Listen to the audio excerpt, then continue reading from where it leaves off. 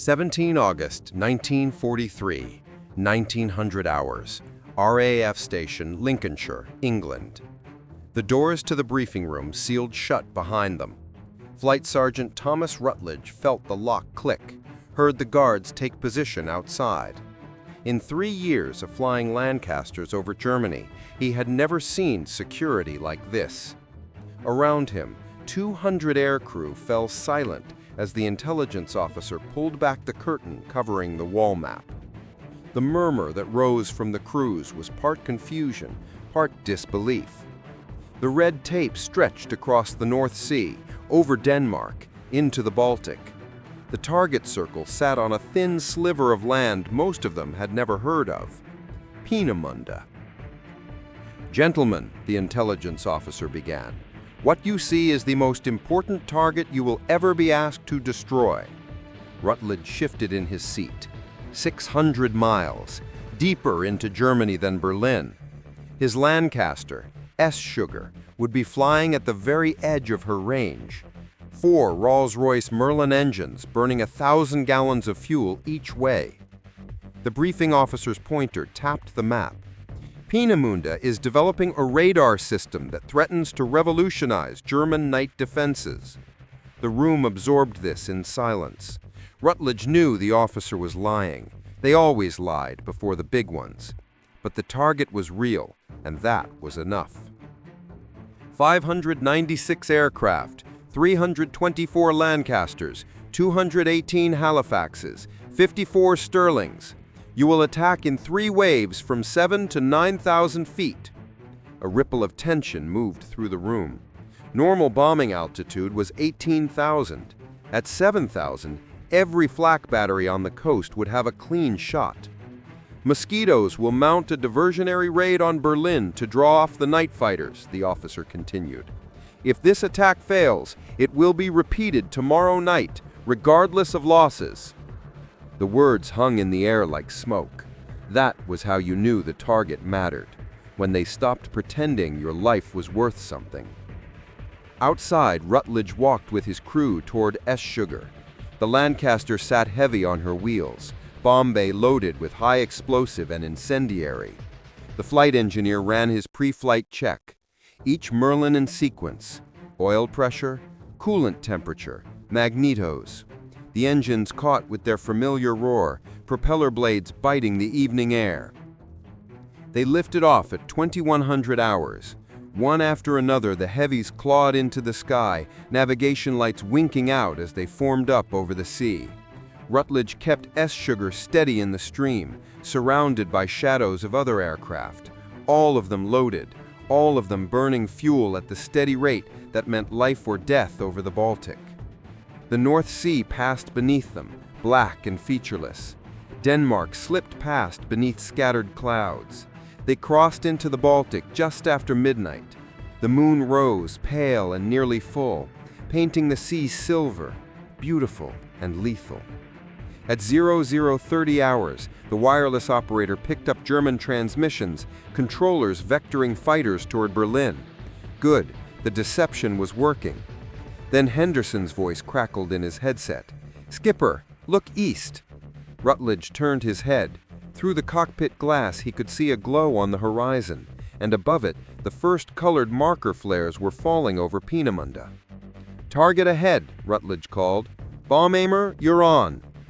S-Sugar began her descent toward bombing altitude, the Merlins throttling back. Around them, the first wave was converging on the target. Then the first bombs began to fall. But something was wrong. The markers were falling too far south. Instead of hitting the research facilities, the first wave was pounding wooden barracks, labor camps with prisoners trapped inside the bomb pattern. The markers were being corrected now. Group Captain Searby's voice crackled over the radio, directing the pathfinders to adjust. New flares fell, guiding the second wave toward the actual aiming points. But minutes were lost. And somewhere to the south, German controllers were beginning to realize the raid on Berlin was a feint. "Fighters," the rear gunner called. "Coming up from the south. Looks like 30 plus." The German controllers had figured it out.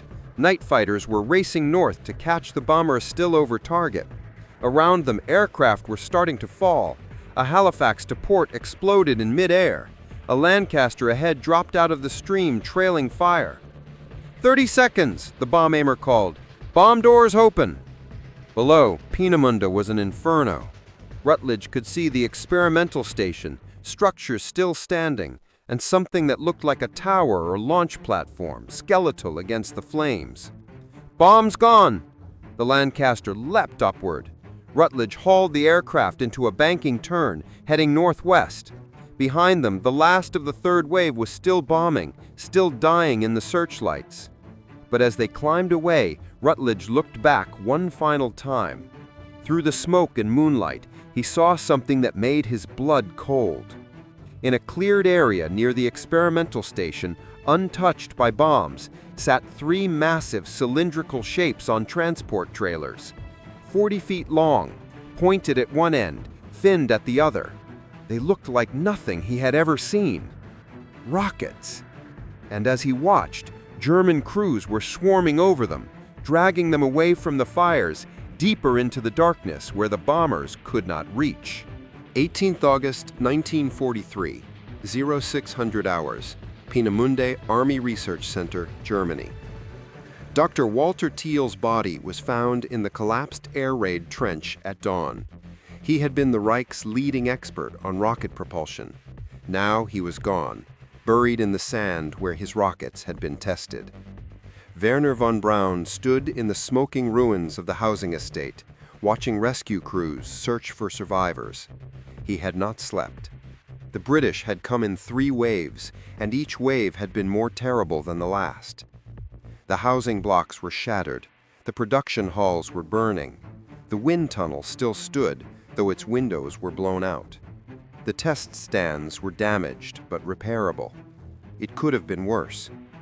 But Thiel was dead, and with him, the primary production drawings for the A4 rocket consumed in fires that raged through the technical offices. Major General Walter Dornberger appeared beside him, uniform dusty, face drawn. "How many?" von Braun asked. 170 German personnel killed, most of them scientists and engineers. Dornberger's voice was flat. The forced labor camp at Trachtenheid took the worst of it. First wave hit them by mistake, between 500 and 600 dead. Von Braun said nothing. The British had tried to kill him and his team, had instead killed prisoners who built their rockets. The moral calculus of the war had ceased to make sense. "The Führer has been informed," Dornberger continued. "We're to disperse immediately. Production facilities underground. Testing moved to Poland. They want us out of Peenemünde within the month." Von Braun looked at the smoking compound. 3 years of work, hundreds of tests. The British had not destroyed it completely, but they had broken it. The A4 program would continue somewhere else, in fragments, scattered across the Reich. "How many aircraft did we get?" von Braun asked. "Preliminary reports say 40, maybe 50. The night fighters arrived late. Most of the bombers got through." 50 out of nearly 600. The British had paid the price, but they had delivered their message. Peenemünde was no longer secret, no longer safe. Von Braun walked through the rubble toward what remained of the assembly hall. Inside, technicians were already working by emergency lighting, assessing damage to the few A4 rockets that had survived. One stood upright on its test cradle, scarred by bomb fragments, but structurally intact. 46 feet tall, 14 tons fueled, the world's first long-range ballistic missile. "Can we still launch?" he asked the chief technician. The man looked up, face blackened by smoke. "This one, yes. Maybe one more from the storage facility. After that, we'll need weeks to prepare others." Von Braun nodded slowly. The demonstration for Hitler had been scheduled for October. Now it would have to happen sooner. They needed to prove the A4 was worth saving, worth the massive resources it consumed. One successful test launch might buy them the time to rebuild. "Prepare it," he said. "We launch within 10 days. By noon, the full scale of the damage was clear. 130 buildings destroyed or severely damaged. The oxygen plant was rubble. The main power station was offline. The liquid oxygen facility, critical for rocket fuel production, was destroyed. But the test stands at the water's edge had survived. The rockets could still fly. Von Braun spent the afternoon in the technical archive, salvaging what documents remained: maps, calculations, test data. Everything would need to be copied and dispersed before the evacuation. The SS was already pressuring them to move production to the Harz Mountains into a converted mining complex called Mittelwerk. Underground, safe from bombers, built by concentration camp prisoners. He tried not to think about the bodies still being pulled from the labor camp ruins, tried not to think about what it meant that the prisoners had died while the rockets survived. That evening, he stood on the beach where they had conducted the first A4 test launches. The Baltic was calm, reflecting the setting sun. To the north, across the water, he could see the island of Rügen, where British bombers had used the coastline to navigate. They had found Peenemünde. They would come again. A motorcycle courier arrived with orders from Berlin. He read them twice, then folded the paper carefully. Albert Speer, the armaments minister, was coming to inspect the damage, and with him, Heinrich Himmler. The SS wanted control of the rocket program. The raid had given them the excuse they needed. Dornberger found him still standing on the beach after dark. "We have a problem," the general said quietly. "The British took photographs during the raid, reconnaissance mosquitoes flying above the bomber stream.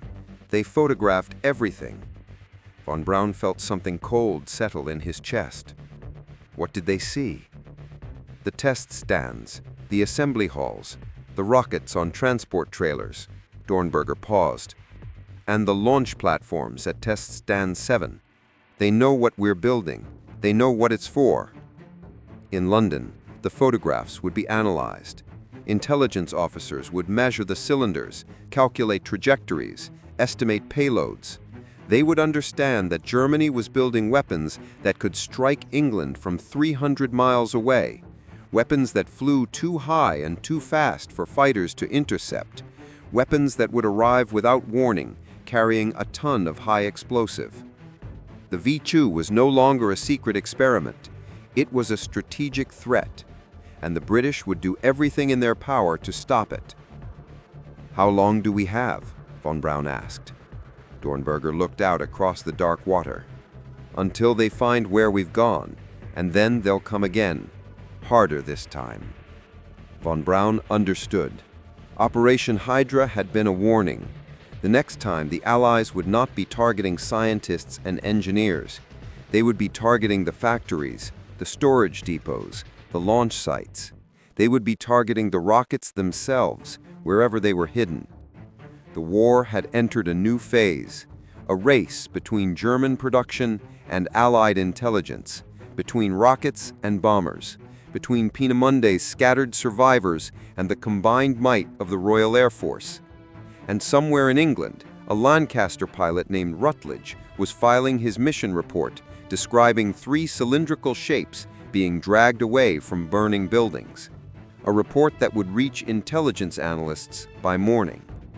The hunt had begun. 28 August 1943, 1400 hours, Mittelwerk Factory, Kohnstein Mountain, Germany. The tunnel stretched into darkness beyond the reach of electric lights. SS Oberführer Hans Kammler stood at the entrance to Tunnel B, breathing the cold air that flowed from the mountain's depths. Behind him, Wernher von Braun and Major General Dornberger waited in silence. 30 miles of tunnels, Kammler said, his voice echoing off stone walls. 2 main galleries, 46 cross-tunnels, all of it underground, all of it invisible to British bombers. Von Braun stared into the tunnel. This was what Peenemünde had bought them. A factory carved into a mountain by prisoners who were now building their tombs. How many workers? Dornberger asked. Currently 12,000. We can expand to 20,000 if production requires it. Kammler began walking into the tunnel. Concentration camp prisoners from Buchenwald. The facility is designated Mittelbau Dora. The tunnel sloped downward into the mountain. Every 50 meters, cross tunnels branched left and right. In the flickering electric light, von Braun could see prisoners in striped uniforms drilling into rock, laying rails, installing ventilation shafts. They moved like ghosts, silent and skeletal. Production targets are 300 A4 rockets per month by December, 900 per month by March 1944, Kammler continued. They reached the first assembly area. The tunnel widened into a cathedral-like space, lit by arc lights that cast harsh shadows on stone walls. A4 rockets stood in various stages of construction. Prisoners worked on scaffolding around each rocket, welding, wiring, installing guidance systems. They moved like ghosts, silent and skeletal. Test launches resumed next week from Blitzna in Poland. Hitler's demonstration is scheduled for October 3rd, von Braun said quietly. They walked deeper into the mountain. The air grew colder, thick with rock dust and explosives. The noise was constant, drilling, hammering, the rumble of ore cars on rails. Kammler stopped at a section where warheads were being filled with Amatol explosive. The British know about the A4 now. After Peenemünde, they've intensified intelligence operations. They're preparing countermeasures. What kind of countermeasures? Von Braun asked. Bombing raids on launch sites, but also mathematical methods to predict impact points. If they can calculate where the rockets will land, they can evacuate civilians, reduce casualties. Von Braun felt a strange mixture of pride and horror. The British were treating his rockets as a strategic problem to be solved, not a terror weapon to be feared. Let them try, Kammler said coldly. The A4 strikes at supersonic speed. No warning, no defense. They emerged from the tunnels into afternoon sunlight. Behind them, the mountain looked peaceful, forested slopes rising against blue sky. Nothing to suggest the industrial nightmare hidden inside. As they drove away from Mittelwerk, von Braun looked back at the mountain. 12,000 prisoners inside, building rockets in conditions that would kill thousands of them. The British had bombed Peenemünde, trying to stop this. They had failed. Now the A4 program was stronger, hidden, distributed across Poland and Germany. Or was it? That night, von Braun sat in his quarters reviewing production schedules. 300 rockets per month, enough to strike London, Antwerp, Paris. But he had seen the prisoners' faces in Mittelwerk. He had seen how slowly they moved, how many collapsed from exhaustion. Rockets built by dying men. What kind of weapon was that? A knock on the door interrupted his thoughts. Dornberger entered, holding a decoded message. From our intelligence network in London, the British War Cabinet met yesterday to discuss countermeasures. Von Braun took the message. The British had formed a special committee, Crossbow, dedicated entirely to stopping the A4. They were targeting launch sites, storage facilities, liquid oxygen plants. They were even considering evacuation of London. They're terrified, Dornberger said with satisfaction. But von Braun read something else in the message. The British weren't panicking. They were organizing, analyzing, preparing systematic countermeasures. We need to launch soon, von Braun said, before they're ready. October 3rd arrived cold and overcast. At the Hydra test facility near Blitzna, Poland, von Braun watched technicians prepare an A4 for the demonstration launch. Hitler would observe via film. Speer would be present in person. Success meant unlimited resources. Failure meant the program would be cancelled. The rocket stood on its launch platform, white body gleaming against gray sky. 46 feet of technology that had consumed billions of Reichsmarks, thousands of lives, and 3 years of development. Everything depended on the next 60 seconds. Countdown proceeded normally. Fuel tanks pressurized. Turbopumps spooled up. Igniters fired. The engine lit with a roar that shook the ground, a column of flame 50 feet long pouring from the nozzle. For 2 seconds, the rocket strained against its hold-down clamps. Then it lifted. Von Braun held his breath as the A4 climbed, accelerating smoothly through the cloud layer. 60 seconds of powered flight. The engine cut off precisely on schedule. The rocket arced over at the top of its trajectory and began falling toward the target area 200 kilometers downrange. 4 minutes after launch, radio confirmation came from the impact zone. Direct hit, 50 meters from the aiming point. Speer was smiling. The camera crews were filming. It was perfect. But von Braun was already thinking about what came next. The first combat launches against London. The British would track them, analyze their trajectories, calculate the launch sites. Then the bombers would come. Not to Peenemünde this time. That was finished. They would bomb the forests of Poland, where mobile launch units hid. They would bomb the roads and railways, bringing rockets west. Operation Hydra was the beginning, not the end. As the celebration continued around him, von Braun walked away from the launch site. In the distance, he could hear another sound beneath the congratulations and relief. It was faint, but unmistakable, the drone of aircraft engines high overhead. Reconnaissance planes, perhaps, or bombers searching for targets. The British were still out there, still hunting, and they would never stop. The war had changed the night the Allies tried to kill Germany's secret rocket program. They had failed to destroy it at Peenemünde, but they had forced it underground, into mountains and forests, into a shadow war of intelligence and countermeasures. The rockets would fly, London would burn, but the price would be paid in darkness by prisoners who would never see the sky, building weapons they did not understand for a regime that saw them as expendable.